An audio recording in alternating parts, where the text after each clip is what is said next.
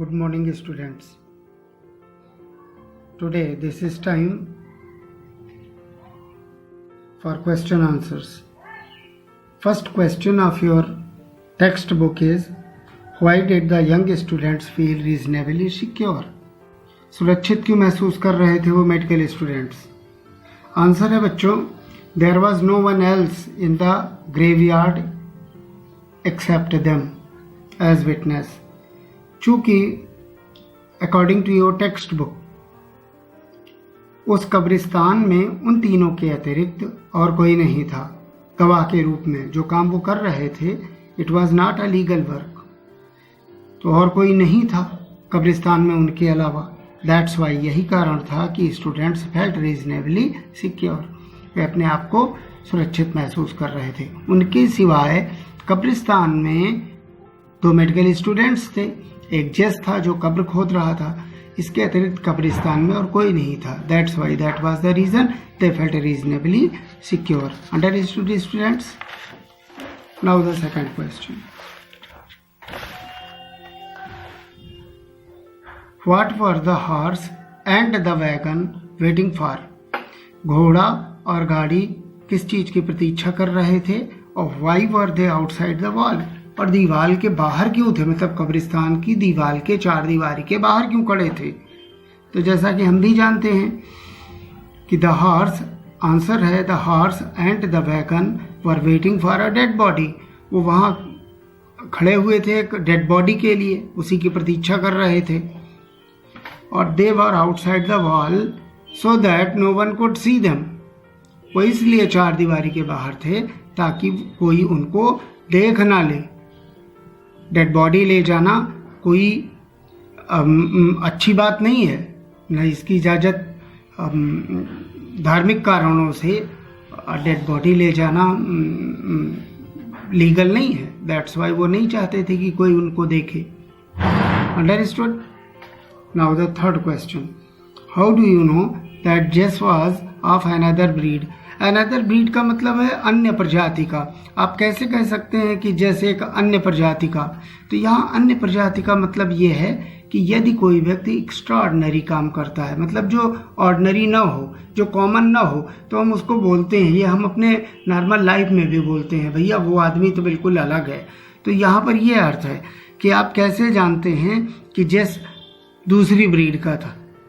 तो आंसर में है seeing a buried man sitting up. एक दफनाए हुए आदमी को उठकर बैठे देखकर. Jess did not flee. Flee means होता है भाग खड़े होना.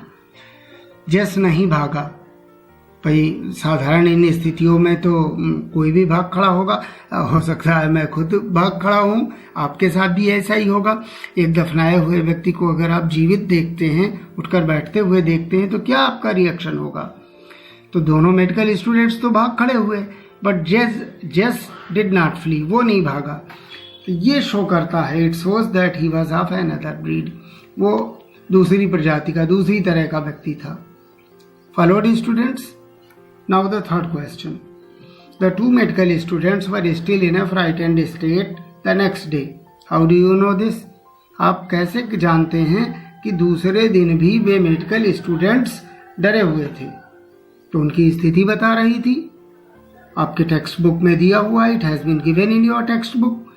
The two medical students were pale. Pale का अर्थ होता है बेटा पीला पड़ जाना, रंगत पीली हो जाना. तो पेल एंड टायर्ड, थके हुए थे. TIRED. वो थके हुए से लग रहे थे और बिल्कुल पीले पड़े थे डर के मारे. ये डरने की निशानी होती है. They were not in normal condition. उनकी दशा भी सामान्य नहीं थी. तो इट शोज, ये दिखाता है कि they were still in a frightened state the next day. इसलिए ये दिखाता है कि वो डरे हुए थे दूसरे दिन भी. Understood students? मैं एक चीज़ और आपको क्लियर कर देना चाहता हूँ कि आपको जो भी कॉपी आप बनाएंगे, जो भी नोटबुक आप बनाएंगे, उसमें केवल word meaning, para based questions और ये क्वेश्चन आंसर्स, कुल इतने ही क्वेश्चन आंसर आपको कॉपी में करने हैं. और जो बाकी चीज़ें हैं, जैसे कि आपकी बुक में दिए हुए so many exercises have been given in your text book, वो टेक्स्ट बुक हम आपको जब आप टेक्स्ट बुक खरीद लेंगे, सारे बच्चों के पास उपलब्ध होगी, देन बुक में ही वो एक्सरसाइजेस कराई जाएंगी। और नाउ बच्चों, आज आपका एक चैप्टर लिटरेचर का समाप्त हुआ। पहला चैप्टर था पोएम, तो मैंने आपको कोई होमवर्क नहीं दिया था। I have not given you some homework, but today it is the time for homework. मैं 2 क्वेश्चन आज आपको दूंगा जिसे आप अपनी भाषा में लिखने का प्रयास करें। मैं उसके आंसर भी आपको बताऊंगा हिंदी में, but you have to write down all the answers in English in your own words. These 2 questions for homework. ये 2 क्वेश्चन आपकी बुक में है, डिस्कस एंड राइट। 3 क्वेश्चंस हैं, 3 questions have been given, but I am just giving you only 2 questions. बेटा इनको ध्यान से देखिए और इनको अपने शब्दों में लिखने का प्रयास करिए। मैं आपकी मदद करूंगा, लेकिन मैं चाहता हूं कि आपकी रिटन पावर डेवलप हो, तो ट्राई कीजिएगा। पहला क्वेश्चन है, why do you think the students wanted the dead body? आप क्या सोचते हैं कि उन स्टूडेंट्स को डेड बॉडी क्यों चाहिए थी? तो क्यों चाहिए थी, मैं आपको हिंदी में इसका आंसर दे रहा हूँ, मैं आपको हिंट दे रहा हूँ। भाई वो मेडिकल स्टूडेंट्स थे, उनको सीखने के लिए, डिसेक्शन करने के लिए डेड बॉडी की ज़रूरत होती है, यही कारण था। Understood students? तो इसी पर आपको अपना आंसर 30 to 40, 50 वर्ड्स जो भी आप लिख सकते हो लिखने की कोशिश करें।